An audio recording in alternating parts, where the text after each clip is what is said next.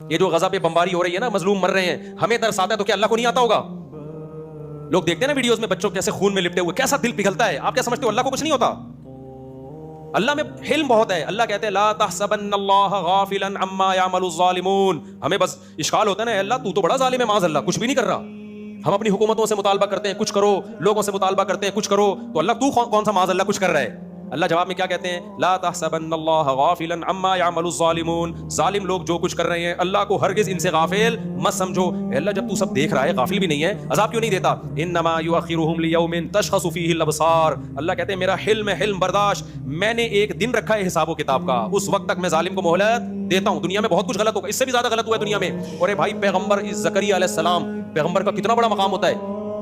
آج کسی ہم جو عبید اللہ بن زیاد کوفہ کا گورنر، اس پہ لعنتیں کیوں بھیجتے ہیں؟ حسین ابن علی کو قتل کیا نا اس نے کربلا میں، نبی کے نواسے کو.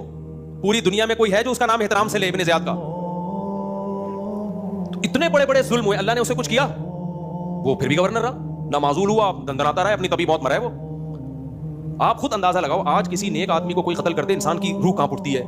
نبی کے نواسے کے قتل پہ کیا ہوا ہوگا؟ یعنی کیسا، کتنا بڑا جرم ہے نا. اور وہ گردن کاٹ کے نبی کے نواسے کی قاتل نے معاذ اللہ ابن زیاد کے سامنے لا کے رکھی ہے، سامنے لا کے رکھے.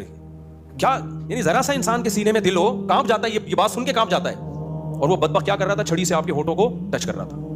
وہاں صحابی رسول نے فرمایا کہ بس کر، میں نے محمد صلی اللہ علیہ وسلم کو کئی بار ان ہونٹوں پہ اپنے ہونٹ رکھتے ہوئے دیکھا ہے. اتنا بڑا مقام ان ہونٹوں کا کہ ان ہونٹوں پہ نبوت کے ہونٹ ٹچ ہوئے. کتنا بڑا ظلم ہوا. تو کوئی زلزلہ آیا؟ کوئی آسمان پھٹا؟ بولو نا، کچھ بھی نہیں ہوا. کیوں؟ یہ آیت بار بار ہمیں تسلی دیتی ہے، لا تحسبن اللہ غافلا. اللہ کہتے ہیں اللہ کو غافل مت سمجھو. اللہ میں حلم میں برداشت ہے. زکریا علیہ السلام تو پیغمبر تھے، کتنے مبارک پیغمبر. قرآن نے کیسا تذکرہ کیا زکریا علیہ السلام کا. سورہ مریم اٹھا کے دیکھو، جس سے پتہ چلتا ہے اللہ کو زکریا علیہ السلام سے کتنی محبت تھی. حشر کیا بنی اسرائیل نے ان کا. زکریا علیہ السلام کو اس بڑھاپے میں دشمنی میں پکڑ کے ان کے سر پہ آرا چلا کے 2 ٹکڑے کیے. کوئی عذاب نہیں آیا اللہ کی طرف سے. سمجھ میں نہیں آ رہی بات؟ تو آپ کیا سمجھ رہے ہو کہ اللہ ایسے ہی بیٹھا ہوگا، اس کو غصہ نہیں آ رہا ہوگا؟ اے بھائی، اللہ یہ کہہ رہا ہوگا کہ میرے پیغمبر کو تم نے اس طرح سے چیر دیا، کچھ بھی نہیں ہے. نا نا نا نا، اللہ کہہ رہا ہے آنے دو. آنا کس کے پاس ہے؟ میرے پاس. تو اللہ کا غضب انسانوں کے غضب سے کروڑہ گنا زیادہ. لیکن وہ غضب کا اظہار کیوں نہیں کرتا فوراً؟